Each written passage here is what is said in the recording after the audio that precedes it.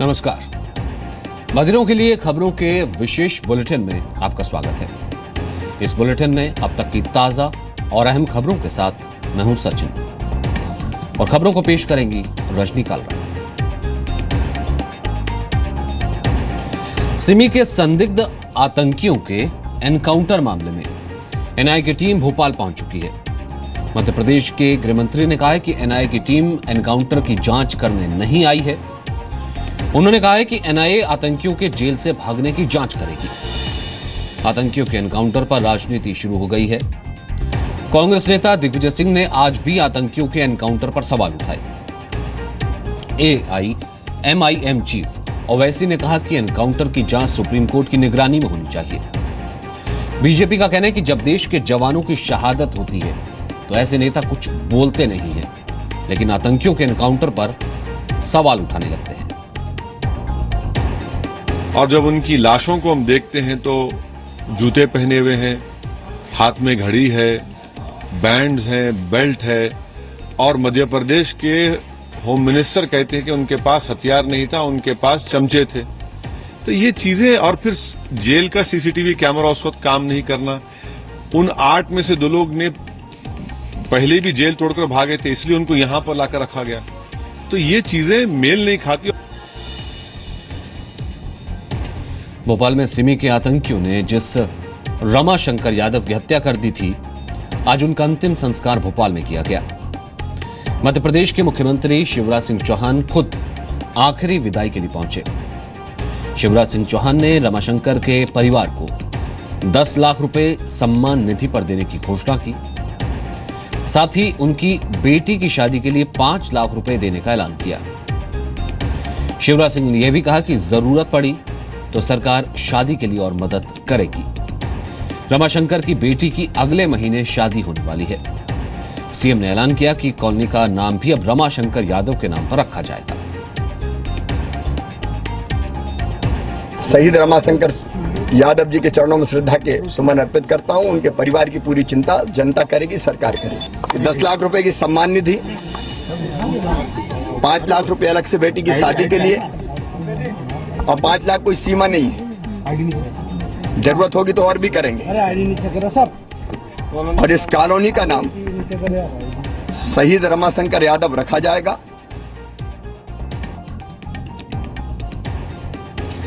पाकिस्तान सरकार दिल्ली के पाक हाई कमीशन में से अपने 4 अफसरों को वापस बुला सकती है।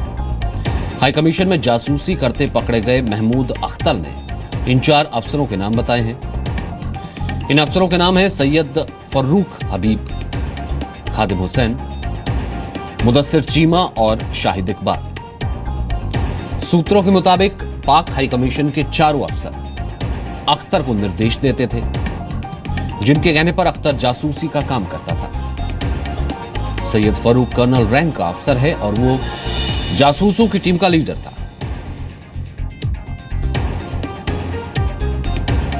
सीमा पर पाकिस्तान की ओर से लगातार फायरिंग में मरने वालों की संख्या बढ़कर 7 हो गई है। सांबा के रामगढ़ में 1 लड़की और 2 बच्चों की मौत हो गई।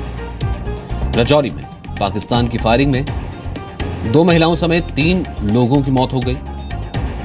आरसपुरा जिले के अरनिया में फायरिंग में 3 लोग घायल हो गए। राजौरी के नौशेरा में आज सुबह 5 बजे से पाकिस्तान की तरफ से फायरिंग हो रही है। पाकिस्तानी रेंजर्स ने इन इलाकों में मोर्टार भी दागे हैं। भारतीय सेना भी इसका जवाब दे रही है। जम्मू कश्मीर के बांदीपुरा में सुरक्षा बलों और आतंकियों के बीच मुठभेड़ खत्म हो गई। सेना ने 2 आतंकियों को घेरा हुआ है। उत्तरी कश्मीर के अजर गांव में स्पेशल ऑपरेशन ग्रुप और सीआरपीएफ के जवानों ने पूरे इलाके को सील कर दिया है। सेना को आतंकियों के बारे में सूचना मिली थी। खबर मिलते ही सेना ने बांदीपुरा के अजर में ऑपरेशन शुरू किया था।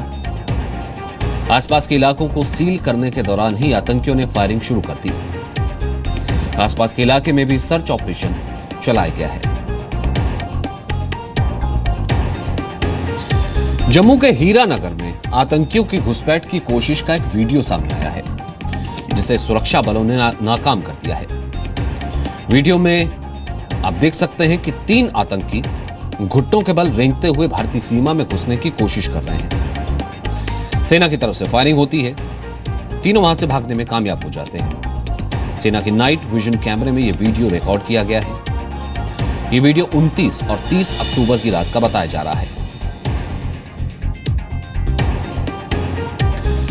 विवादित इस्लामिक धर्मगुरु जाकिर नाइक की संस्था इस्लामिक रिसर्च फाउंडेशन का FCRA रजिस्ट्रेशन रद्द करने की प्रक्रिया गृह मंत्रालय ने शुरू कर दी है। इस्लामिक रिसर्च फाउंडेशन को इसको लेकर अंतिम कारण बताओ नोटिस जारी किया गया है। जाकिर नाइक की संस्था IRF पर विदेशों से मिले पैसे में हेराफेरी का भी आरोप है। गिरफ्तारी से बचने के लिए जाकिर नाइक विदेश में है।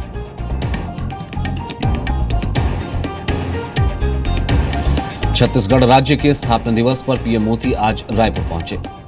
छत्तीसगढ़ के नया रायपुर में जंगल सफारी के उद्घाटन के मौके पर पीएम मोदी ने जंगल सफारी का लुत्फ उठाया। हाथ में कैमरा लेकर पीएम मोदी ने खुद बाघ की तस्वीरें खींची। नया रायपुर की इस जंगल सफारी को एशिया की सबसे बड़ी मानव निर्मित सफारी बताया जा रहा है।